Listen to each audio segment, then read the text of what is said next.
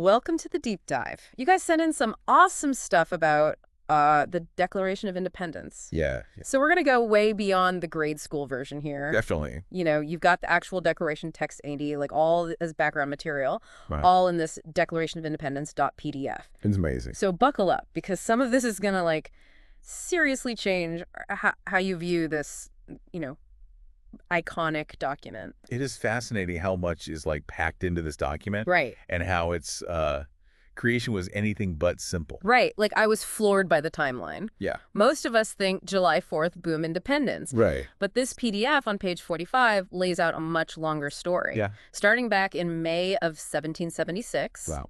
there's talk about forming new governments, already a hint of what's to come, right? Exactly. It's a sign that the colonies weren't just reacting to, British policies anymore. Yeah. They were proactively planning for a potential future without Britain. And then things accelerate. Yeah. June 7th, we've got resolutions for independence being introduced. And by Juneteenth, a committee's appointed to write the actual declaration. Yeah, it wasn't just A&Y committee, though. Right. Think about it. Yeah. Thomas Jefferson, John Adams, Benjamin Franklin, Roger Sherman, ADD, Robert Livingston. Oh, my God. The talent in that room. Seriously, it even says they were chosen in that specific order. Wow. I can only imagine the personalities clashing, ADD, collaborating. Oh, yeah. What were their backgrounds like? Well, Jefferson was known for his eloquent writing, which is probably why he ended up drafting most of it. Makes sense. Adams, a fiery orator, was likely the persuasive force. Yeah. Franklin, already internationally respected, brought crucial diplomatic experience. So they covered writing, politics, and the international relations. That's it. What about the other two? Roger Sherman had a legal mind Okay. and knack for compromise. Oh, that's good. Essential in a group of strong personalities. Right. And Robert Livingston, a New Yorker, Uh-huh. represented a perspective sometimes overlooked in the independence narrative. So a dream team in theory, but I bet they still had their disagreements. Oh, I'm sure. This wasn't a quick unanimous decision, was it? Not at all. And that's why the timeline is so important. Okay. The resolution for independence wasn't officially adopted until July 2nd. Wow. Then the declaration itself gets finalized and sent out on the 4th. Okay, so even that date is more nuanced than we usually realize. Right. Why is it so crucial to understand that this independence thing was a process? It dispels the myth of, a few hotheads making a rash decision. Right. This was months of debate, building consensus across colonies, Yeah. with different viewpoints needing to be heard. Wow, that totally changes the picture. Yeah. It makes you think about all the discussions happening, the tension in the air. Like, Yeah. what if this whole independence thing goes wrong? What Yeah. happens to these guys who sign the thing? That's the truly courageous part. Right. They were committing to a huge unknown, Yeah. risking their lives and fortunes on an idea. And even the signing itself wasn't some grand event on July 4th, right? Yeah, you're right. It says here the engrossed document was signed by most delegates on August 2nd, with Matthew Thornton joining in even later in November. That's right. Did people just keep strolling in to sign whenever they felt like it? Not quite. Okay. But it shows that supporting the declaration wasn't just a symbolic gesture on one day. Right. It was an ongoing commitment, even as the war for independence was raging. Imagine signing weeks or months after July 4th. I know. Knowing by then this is full-blown war. Right. But you still put your name down. Wow. That's a powerful statement of belief. It also meant different things to different people. Yeah. We often focus on the famous signatories, but every colonist was impacted by this decision. Right. Imagine the debates happening at town halls, Yeah. in homes on the streets. Okay, that's a whole podcast on its own. Right. But for now, let's dive into the heart of the matter. Yeah. The Declaration itself. Okay. We all know those iconic opening lines. But what's the deeper meaning there? I know, right? What would have blown people's minds back then? Let's unpack those lines. Okay. When, in the course of human events, it becomes necessary for one people to dissolve the political bands which have connected them with another, and to assume among the powers of the earth the separate and equal station to which the laws of nature and of nature's God entitle them. Wow. Even before listing grievances, Yeah. they're laying down a philosophical bombshell. I get chills every time I hear it. I know. But honestly, laws of nature, unalienable rights, Yeah, these were pretty radical ideas for the 1700s, right? they were. Where'd those come from? They were drawing on Enlightenment thinkers. Okay. particularly John Locke's concept of natural rights that exist regardless of government. Mm. Imagine how radical this was. Yeah. Your right to life, liberty, property. Uh-huh. These weren't gifts from a king, Right. but inherent to being human. So they're not just saying Britain's bad. They're redefining the whole relationship between people and government. Exactly. Whoa. The Declaration goes on to argue that governments derive their just powers from the consent of the governed. Okay.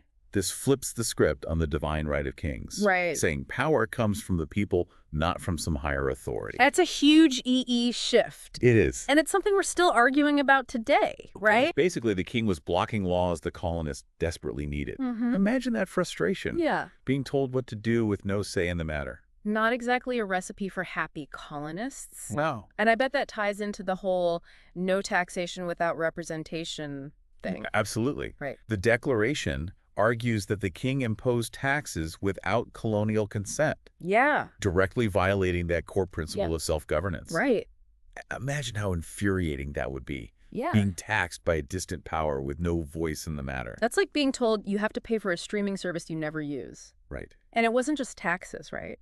No. There were some seriously dramatic accusations in there. Oh, yeah, they went for the gut punches, Okay. forcing colonists to quarter British troops. Oh, yeah. Imagine strangers living in your home, eating your food with no choice in the matter, That's rough. obstructing colonial trade, depriving people of trial by jury. They even accused him of inciting Native American attacks. Whoa. It's a long list. It is. Do you think all of these were equally true? That's a good question. Or was there some strategic exaggeration, propaganda to get people fired up? It's likely a mix. Okay. Some grievances had a strong basis in reality, Right? while others might have been framed to maximize outrage and solidify colonial unity. Yeah. Remember, this was also a war of ideas, Mm-hmm. a battle to win hearts and minds, not just territories. So they needed to make the case not only to colonists, Yeah, but also to potential allies abroad. exactly. That's where the declaration goes beyond a list of complaints, right? Yes. It becomes a declaration of, independence. It does. It's a powerful culmination of everything they've built up to. Yeah. It's not just a complaint list anymore, Right. but a bold statement. Uh-huh. We, therefore, the representatives of the United States of America, do solemnly publish and declare that these united colonies are, and of right, ought to be free and independent states. Goosebumps. Right. It's such a dramatic shift. Yeah. And then there's that line that gets me every time. I know. And for the support of this declaration with a firm reliance on the protection of divine providence, we mutually pledge to each other our lives, our fortunes, and our sacred honor. It's incredibly powerful. Wow. They weren't just declaring independence. Right. They were pledging everything to this new nation, knowing the risks involved. Yeah. They understood that failure could mean losing their lives, their Yeah. property, their reputations, everything. It's easy to forget that from our comfy chairs centuries later. I know, right? But for them, this was a leap into the unknown. Yeah. They couldn't Google how to start a revolution and not get beheaded. Exactly. Right. It speaks to the depth of their conviction, Yeah. their belief in these principles they were laying out. Yeah. And those principles, especially the idea of natural rights, have reverberated through history. Absolutely. Like, I'm thinking about how those ideas influenced later movements, Yeah. like abolitionism, women's suffrage. Ah. Even today, when we talk about human rights, it traces back to that core idea in the Declaration. It's fascinating to think about the ripples from this document. Yeah. But there's also huge contradictions staring us right in the face, isn't there? Oh, you're talking about slavery. Yeah. How could these men fighting for liberty and equality own other human beings? I know. Feels like a giant hypocrisy. It's a question that's haunted America since its founding. Yeah. The sad truth is, the Declaration's ideals weren't applied to everyone at the time. Right. It's a painful reminder that progress isn't always a straight line. It feels like a massive blind spot. Yeah. Almost impossible to ignore when reading the Declaration today. It is. Yeah. But it's crucial to remember the historical context. Okay. Slavery was deeply ingrained in colonial society, Uh-huh. and even some who opposed it couldn't imagine a world without it. So they were products of their time. Right. But still, it makes you wonder about the mindset back then. Yeah, Were there any voices calling out this hypocrisy? absolutely. Yeah. Even during the drafting, there were heated debates about slavery. Really? Jefferson himself acknowledged its evil, but felt trapped by the economic and social realities of the time. That's a tough one to wrap your head around. It is. Almost like they knew it was wrong but couldn't break free from the system they were in? And that's why it's so important to study history with nuance. Right. These weren't gods or demons, Yeah. but complex individuals grappling with huge issues. Uh-huh. Their limitations don't erase the value of the Declaration, Right. but remind us that ideals take work to live up to. It's like they planted a seed with the Declaration. Yeah. A seed of equality that would take generations to fully blossom. That's a great analogy. Right. The abolitionist movement, the civil rights movement, they all drew inspiration from the Declaration's core principles.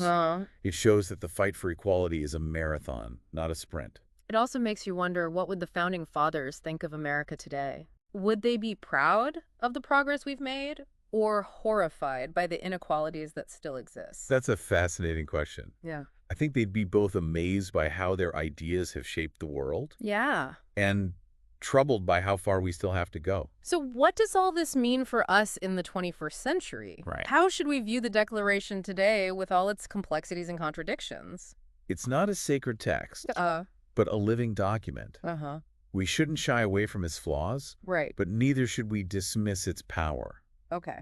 The Declaration sparked a conversation about freedom, equality, self-governance Right. that continues today. It's almost like a blueprint, a set of ideals to strive towards, Yeah, but it's up to each generation to figure out how to build the house, so to speak. exactly. Right. It's a call to action, a reminder that the pursuit of a more perfect union is ongoing. Right. It's our responsibility to carry that torch forward. This is getting pretty philosophical. It is a little bit. But before we get too deep in the weeds, what's one thing you hope our listener walks away with from this conversation?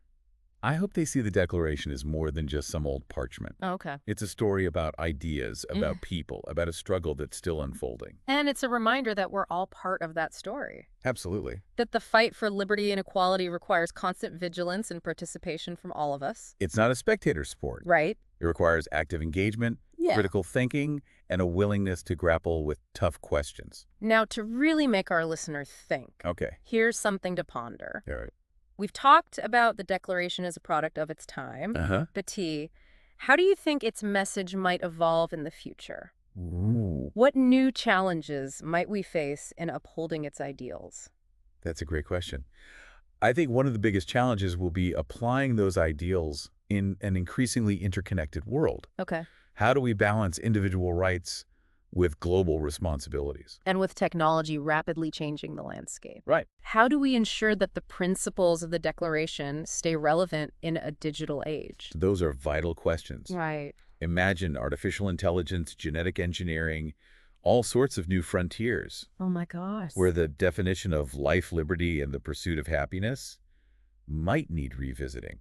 That's mind-blowing. It is. It's like the conversation that started in 1776 is still unfolding, Yeah, but on a whole new playing field. exactly.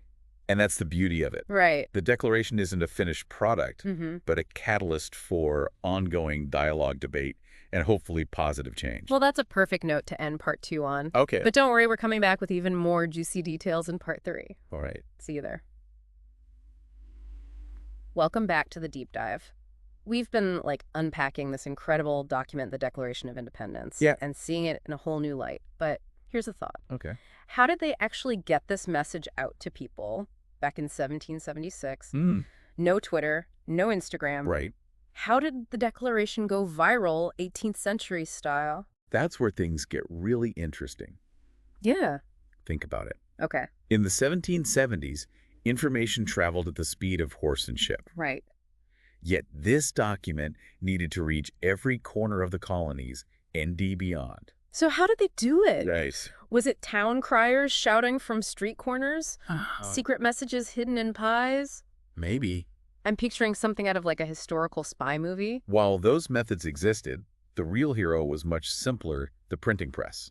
Oh, They printed broadsides, pamphlets, even newspaper versions of the Declaration. Imagine the excitement of getting your hands on one of these freshly printed copies. That's such a cool visual. Yeah. So they basically mass-produced the Declaration Right. and spread it like wildfire. Yep. But why was it so important to reach as many people as possible? For several reasons. Okay. First, to rally support among the colonists themselves. Uh-huh. Remember, not everyone was on board with independence. Right. The Declaration needed to persuade people Yeah. to convince them that this risky fight was worth it. So it was like a PR campaign, but with life or death stakes. Exactly. And I bet they also needed to get the word out to potential allies, right? Absolutely. The Declaration was also intended for a global audience. They wanted to show the world that the American colonies were serious, Yeah. that their cause was just, and that they deserved recognition as an independent nation. So it wasn't just about winning hearts and minds at home, Right. but also about gaining international legitimacy. Yes, Did this strategy actually work? it definitely played a crucial role. Okay. The Declaration's eloquence, Uh-huh. its powerful arguments for natural rights and self-governance, Right. resonated with many people in Europe. It helped sway public opinion Okay. and paved the way for crucial alliances, especially with France. Wow. So this document really did have a global impact. It did.